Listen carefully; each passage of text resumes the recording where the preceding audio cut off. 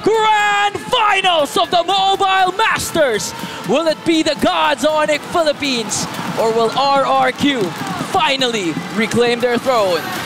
Early game aggression ang nilalabas dito ng RRQ Hoshi para mapahinto onte ang pag-farm at pag-clear ng minion wave sa gitna at ang pag-ikot ng Selena at Cho. Ito yung pinag-usapan natin kanina. The Cho-Selena combo, gusto mo na ikaw yung mag-set ng tempo. Pero yung Badang Jushin ngayon, yan yung modern day natin. Natawag natin na tempo breaker. Tagabasag ng tempo ng kalaban. Yeah, no matter how much lead ma-establish dito ng Onyx Philippines, a good setup na manggagaling kay Idok later on. Mas lalo na pag hindi handa yung Onyx Philippines and they've expended a lot of resources. Pwedeng-pwede ka agad paikutin ng RRQ Hoshi, especially sa mid lane mark. Yeah. Pero ngayon, so far, medyo contained pa rin naman yung aggression na pinapakita ni Super Prince and Brusco. Pero they're still putting enough pressure doon sa middle lane. Dalawang gold laner, naka-master assassin. Si Super Prince gumagamit ng emblem na madalas nakita natin sa isang jungler. So I think gagamitin niya yan para makakuha ng farm, steal farm maybe, or damage of the major objectives. Tignan natin. So ngayon, medyo tahimik. But now things could change kasi binibigyan nga nila itong si Idok na paggamit na rin naman ng first break. So far, naaagapan naman ng RRQ Hoshi yung ginagawa ngayon ng Onyx Philippines. But again, Onyx is known to balloon up their lead. Pero teka lang, si Kirk ang unang nilang gustong puruhan. Mapapasagot naman yung tatlo coming in from the Super Fam. Okay, walang electrifying beast. Ginamit ang Joy at Onyx Philippines. Dahan-dahan pa rin yung approach nila. Dinadala nila yung RRQ Hoshi sa Pinoy-style gameplay. Okay, gusto namin mag-set ng tempo pero may onting discipline talaga. Gusto namin na mag-objective. Brusco nakikipagbugbugan nandun kay Renz at si King Kong pa rin. Ang una makakuha ng turtle, mag-disengage sila nila pag nangarin yung Glorious Pathway. And that's a win for Onyx Philippines. Flicker kagad si Kirk. Ayaw magbigay ni Kirk ng chance makakill ang RRQ Hoshi. Meanwhile, in the lane, maganda yung pag-handle ni Kelra kay Bruno. Toy right now, magle-level 4 pa lang, meaning, at dahil ganyan kababa yung buhay ng Bruno, na so far, Kelra ang nakakapag-control ng gold lane. Although, in terms of the gold, nakakabawi rin naman unti si Toy. Grabe yung pag-ikot ni Brusco. Ang dami niyang nabibigay na information ngayon sa Onyx Philippines. Kaya kahit nakaamba dyan si Idok, wa-effect yan kay Kelra. Alam niya kung paano i-handle yung pwedeng manggaling initiation coming in from Idok. And again, going back to my point, no, Onyx Philippines sa mga team na kahit walang clash, na nangyayari, lalaki at lalaki ang balloon yan, especially with the jungling pattern na ginagawa ni King Kong and the pagkuha ng mga neutral objectives. Pero si Sutsujin nakakuha. Oy, teka lang. Brusco makakahanap ng sipa pero nakapag-flicker si Idok. Napaiba yung trajectory ng sipa ni Brusco. Dito naman si Rinz ang mahuhuli ni King Kong pero si Sutsujin pumasok. Ginamit yung electrifying beats pero makakapag-dash out ang Suyo. Isang dash out lang at ligtas pa rin itong si King Kong. 3 minutes in so far. Tahimik pa rin. This considering the fact na may Cho at Selena sa Onyx Philippines. Pero parang hindi pa sila ganon ka-excited o umarangkada kasi again, they have to respect the fact na meron na silang kalaban na Dairen na naka-Hylos and at the same time, Glorious Pathway paired up with the Revitalize. Maganda yung re-engage ng RRQ. Pero teka lang Brusco maamba, hindi tutuloy. Kinasa na nga din yung Glorious Pathway. Okay, si Brusco ata mapapunish dito pero Onyx Philippines gusto na nila labanin to. Si Kurt tumatalon na si Kito! Nakatama ng fist break, fist crack combo si Kurt. Tumatalon sa mga miyembro ng RRQ Hoshi pero hindi pa ata sapat yung damage ng Onyx Philippines. Si Super Freeze tumawag yung kabisa.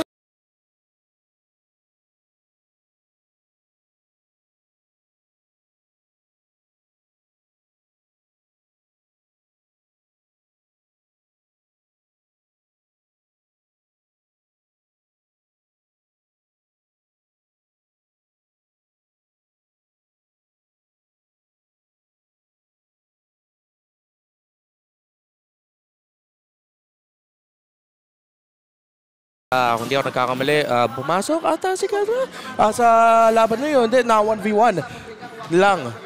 Solo kill, it seems like. So, kailangan makahanap din ng rotation ng Onyx Philippines sa taas para mabalanse nila yung panalo na nakuha ni Toy doon at para mahinto mo yung farm. Again, Bruno lineup ang RRQ Hoshi na pag natalo pa one more time si Kelra sa lane, pag nakakuha ng magandang rotation doon ng RRQ, dapat talaga mabalanse yun ng Onyx Philippines. And speaking of maganda din yung ginawa ni Idok na panlikod.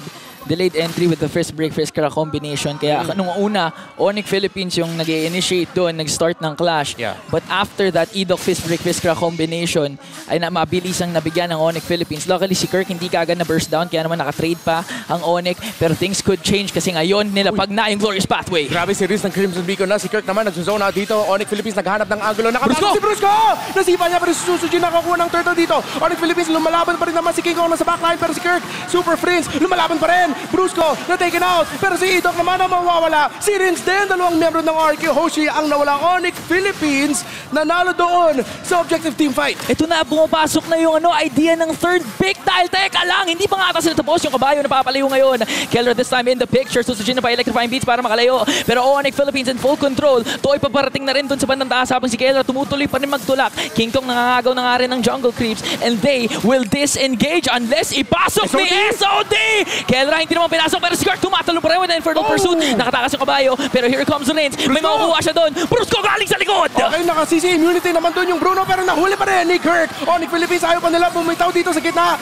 Gumam ng electrifying beast pero si Double Kill Kirk buhay pa rin sa likod. Na-take out na siya pero tatlong miyembro ng RQ Hoshi ang nawala at double kill para kay Kelra. Dyren na lang naiwan. Onyx Philippines nagwagi sa team fight. Ren, sumuko ka na! Napapaligiran ka na ng mga Sonics ngayon! And Onyx Philippines, napakaganda ang initiation. Kung babalikan natin yung pattern ng draft, paulit-ulit sinasabi ni Midnight Breach at ikaw na rin na yung third pick ay parating nagiging X-Factor. And in this case, it was the Phobius of Kirk.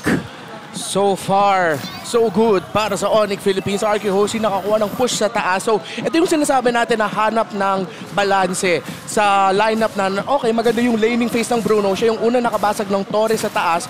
Pero, trinade yun ng Onyx Philippines. Sabi nila, ayaw namin na dyan. Okay, maghahanap kami ng power spike dito sa gitna. So, mukhang na-bait rin yung RRQ Hoshi. Kasi, kung RRQ Hoshi, kung ikaw yung RRQ, iti-take mo yung laban na yun eh. Kailangan mo talaga depensahan yung, yung Torre, pero na-out-execute sila ng Onyx Philippines. Okay. May pasusugod na ginagawa dito ang RRQ Hoshi. Onyx Philippines, ang daming na-convert. They already got a mid lane turret, pati na rin doon sa baba. Kakaspawn pa lang ng ikatlong turtle. Tag-isa ang ating junglers dito ngayon.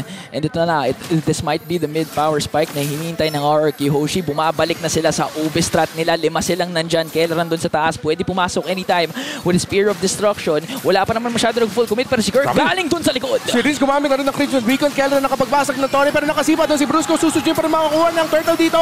Mukhang delikado ang Onyx Philippines dahil yung damage ng RQ Hoshi masyado mataas. Lumalaban na yung Kingdom. Si Kirk sinusubukan niya mag-buy time para kay King Kong at Super Friends. Andito na rin sila. SOD, hindi ata papasok si Kendra. Onyx Philippines sa talo sa turtle. RRQ Hoshi nakakahanap ng bawi. Ayun na, yung kinakatakutan natin. The playing around toy with this Bruno. The Ube strat na pinapakita ngayon ng RRQ Hoshi was a 5-on-4. Pinili na lamang ni Keller with the Moskov na mag-push sa taas at kahit papano may trade pa naman silang nakuha. But then again, when the Lord starts popping up at RRQ Hoshi, ganito ka in sync ang kanilang nilalabas. Pwedeng maging delikado ito sa Onyx Philippines considering the fact na hindi pa naman tayo masyado nakakita ng mga maganda o crucial na abyssal arrows na nanggagaling kay Super Friends. Kumukunat na ang mga miyembro ng RRQ Hoshi at tumataas na rin yung damage nila. Isang full build item pa lang para sa Joy pero papunta na yan sa Holy Crystal. Meanwhile, si King Kong, dalawa na, Hunter Strike at the War Axe na rin na buo niya. Glowing Wand pa lang para sa Juicin and for Super Friends, of course, nakabuo na ng Enchanted Talisman. So for the itemization naman yung mga frontliners, maganda dito na nag-dominant size na kagad si Dyren, of course, para mabawasan nung yung attack speed ng Onyx Philippines at yung lineup kasi nila malakas sa pag-spell vamp at sa pag-regen, kailangan nila bawasan yun. Grabe no, 9 minutes in.